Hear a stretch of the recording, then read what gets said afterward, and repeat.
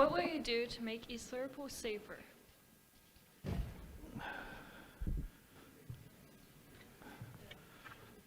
Well, to make it safer, first of all, to get rid of the drugs. We got to keep fighting that. If you see something, say something.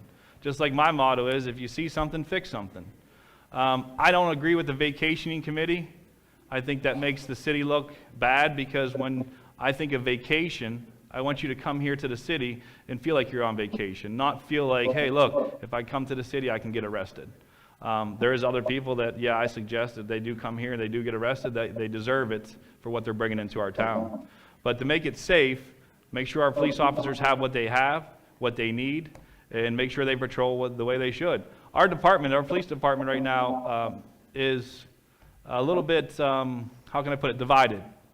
And once they come together, which I feel they will very soon, they will come together. It's a great police department. They patrol everything they possibly can, but I don't think they get enough credit for that. A lot of times people see stuff and they complain and say, well, they're not doing this, they're not doing that. The traffic cameras are a big issue. They kind of blame the police department for that. That's not their fault. They do what they have to do, and I commend them every day for what they do. So, thank you.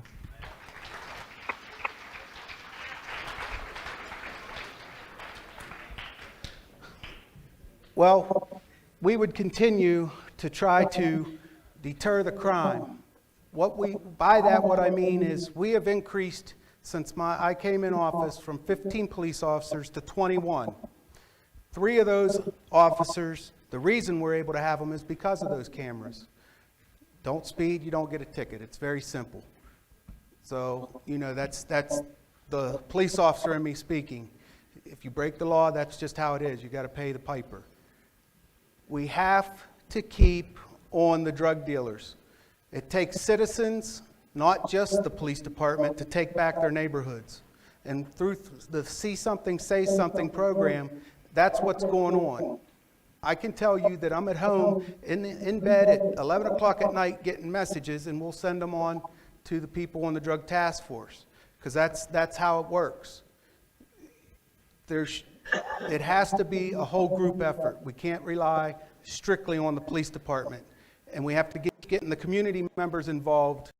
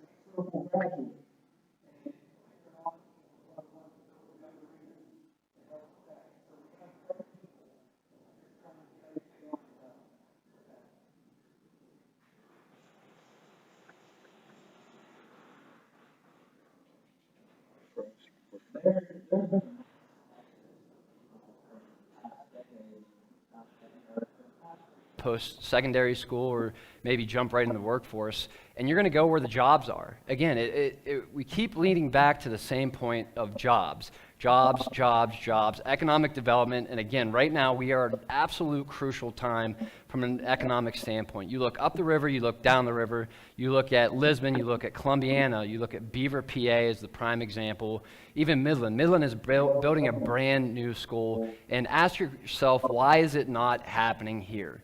There are so many things wrong with this city, but the thing that's going to take the most is the right leadership.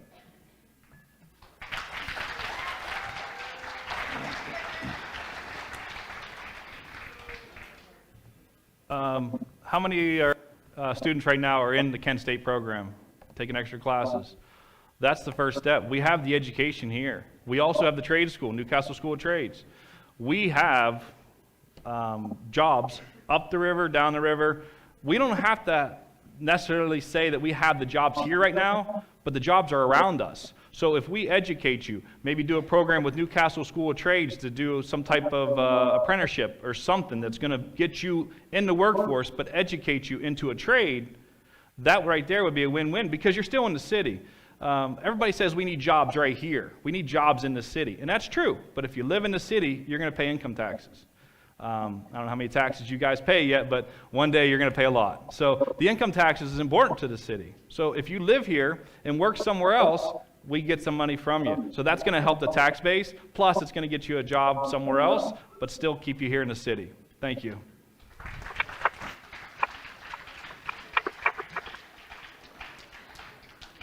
How do you plan on improving the city's infrastructure, especially the roads? What other ways besides taxes are there to increase revenues, and how can you help us as a mayor to access those funds? That is a great question, and I've been sleeping with this. This is over 50 pages. This is our budget.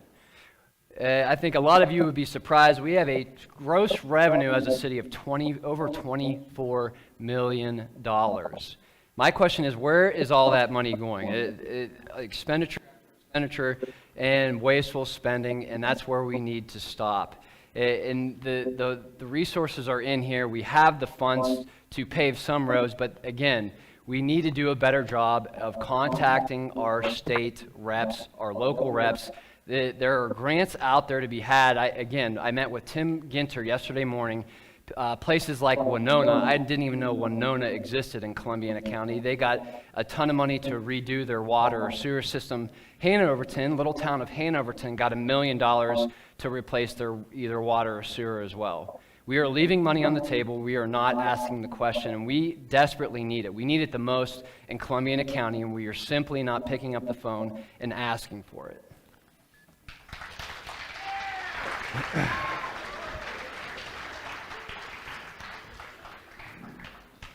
So the numbers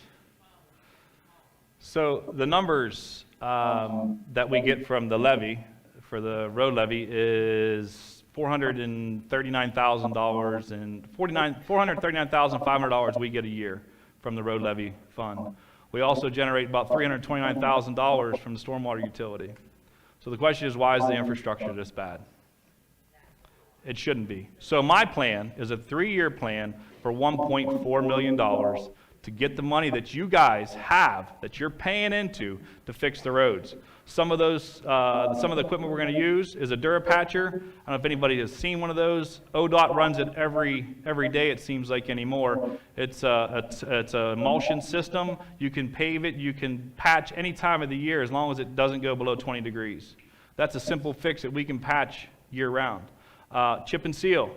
I don't understand why some of the neighborhood roads that don't have a stormwater drop that's going to get gravel in it, why we can't do this to do the chip and seal. So that's my plan. I have a plan that I can start and put in place January 1st. Thank you.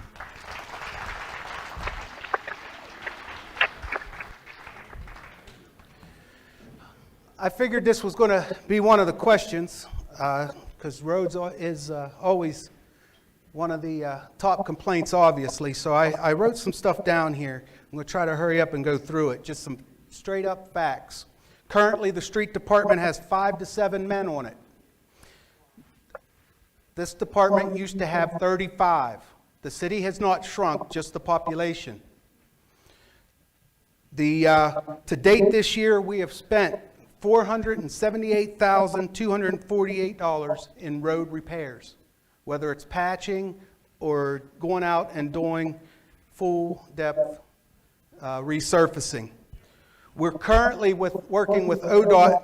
I personally have a meeting with them. I believe it's tomorrow. It's a luncheon to do Route 39 from the bottom of the 4-lane highway all the way through East End in the next 2 or 3 years. We did secure a grant to replace the highway lighting project out here. These grants, though, and contacting the people that Mr. Bricker's saying, They require matches. We don't have the matches. Thank you.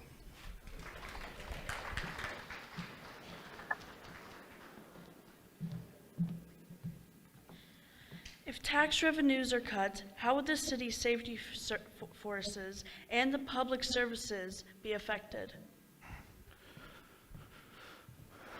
That's probably one of the second best questions besides infrastructure and our roads.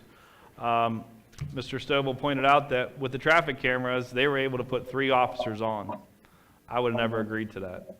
We have no say-so as council members to say where that goes. We allocate the money, they decide where to spend it. Now, with the traffic cameras going to be on the ballot, and I know a lot of people are going to vote yes to get rid of them, those officers have a chance to no longer have a job because we relied on the traffic cameras so much. We're dependent on those traffic cameras. Should have never been that way. It should have been helping the infrastructure. Should have been helping to improve the city instead of relying on it so much in one area. If you look at Liverpool Township, they brought a levy to the voters to get a new administrative building. The voters said no. The township decided, hey, look, let's take this traffic camera money and put it towards the building. They got a brand new administrative building, 0 cost to taxpayers. If the traffic cameras go away, they still have that building. If our traffic cameras go away, we have 3 officers, less officers on the road. Thank you.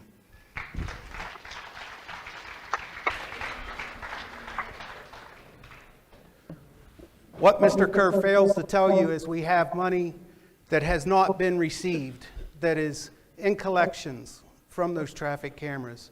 There's $3 million that's sitting there, and you can get it. It's just like any other civil penalty, all right? I don't know if you guys realize it, but there are ways that you collect civil penalties, and you can go after them through the court system and make people pay those. And the city will do that. So if it comes down to that, then we will be able to still fund our police officers and have no reduction in force with that. There's lots of different things that we can do.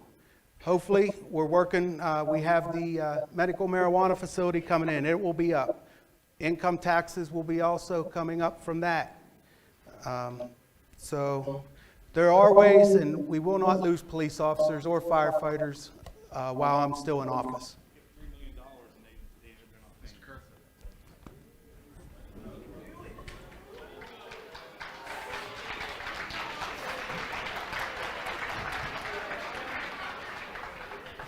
So the city needs to be run as a business. So we, as a city, we have developed this business model that we're sustaining ourselves on a completely unpredictable model that we have no idea where all this traffic money, camera money is going to stay or go. So right now, the projection, I sat down with the city auditor, our projected revenue is roughly anywhere between $775,000 and $850,000 per year. So what happens if the camera money goes away? Well, then, again, if you look at it as business, that's layoffs, unfortunately. So again, a completely unstable business model is, and I keep pounding the pavement, it's back to businesses. How do you increase revenue? You bring businesses in, you bring employees in, you attract young people to live here, you attract them to move here and build an actual tax base. You don't build it off something so unsustainable such as traffic cameras. Just completely backwards.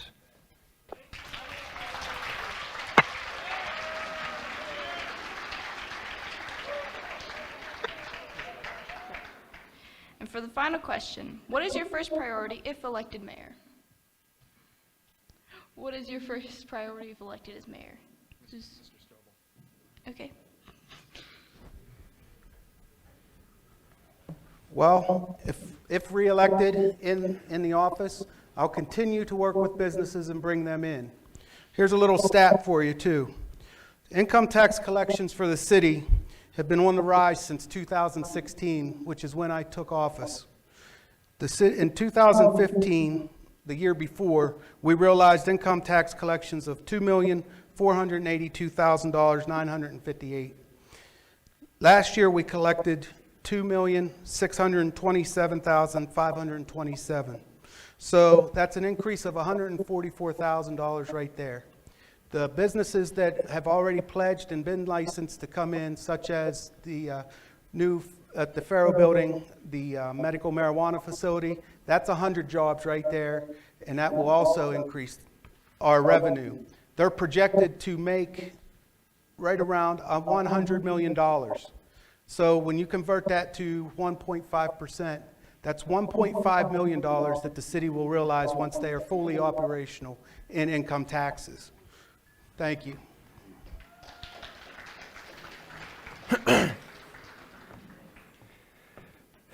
So I've already started it. Since deciding to do this, I've been calling businesses and asking them the simple question, what would it take to get you downtown East Liverpool? And people want to come downtown, but they have no idea where to go. So, as far as prioritizing, that's a great question. There's so many things to do, but it's as simple as, creating inventory of buildings. Again, there are businesses that want to come downtown. What if we went through all of downtown, created an inventory of every single space that's empty, that's available for rent, got the square footage, what it could be used for, and got the contact information for the person who owns that, and then simply hand that off to the prospective business. When we hand that off, we hand off a checklist to every business that says, if you want to do business in East Liverpool, you need to talk to the fire chief, you need to talk to the planning department. If you're opening up a restaurant, you need to talk to the health department. Right there, you just gave them 2 lists, and you circumvented so much time and aggravation.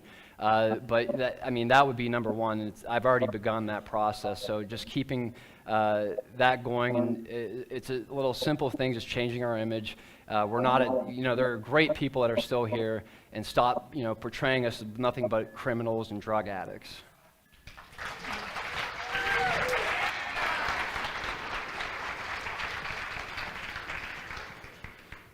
Well, the first thing I would do is, many of you probably figured out, is fire Brian Allen. The second thing I would do is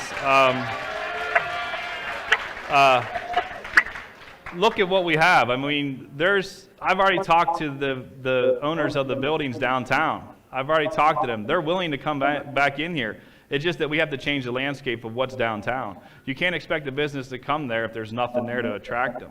Right now, that doesn't exist. We need to have a food truck event. Bring people down.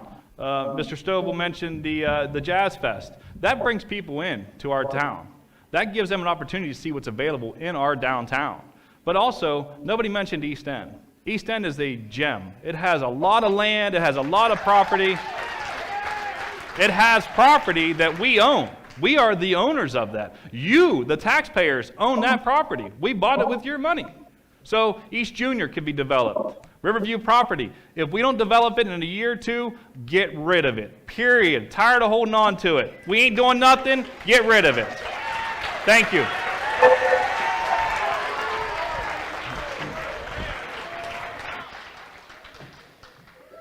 So we're at the end of our questions. I wanted to give the candidates just one last minute each to, if there's any closing remarks you'd like to make towards the students. We'll start with Mr. Brooker to continue in our order.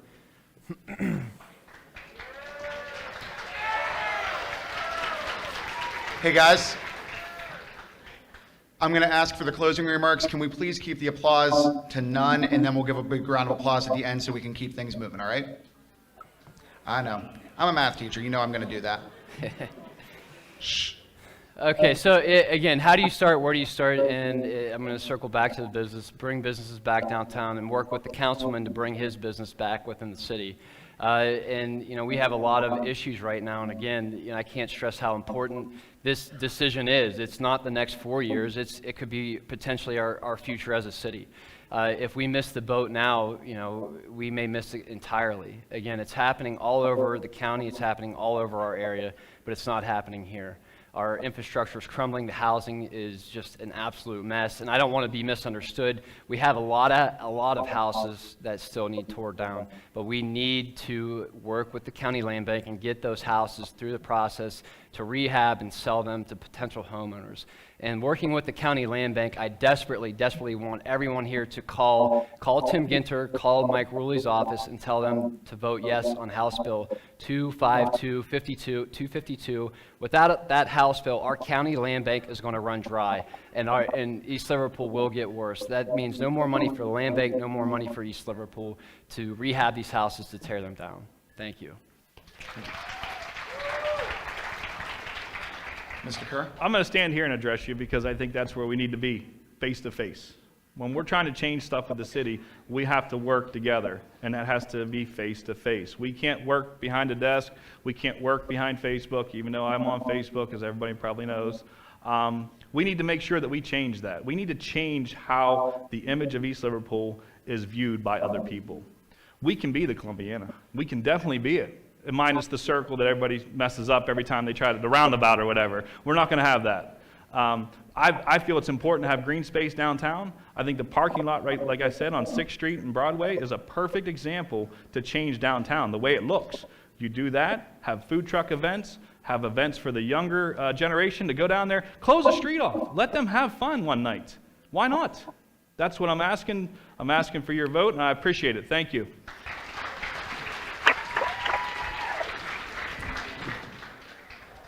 Mr. Stovall? Thank you.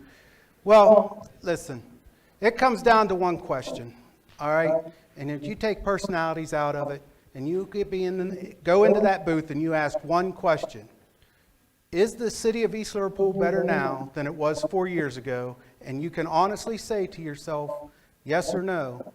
You will say yes. We have gained money, we've gained population, we've gained businesses.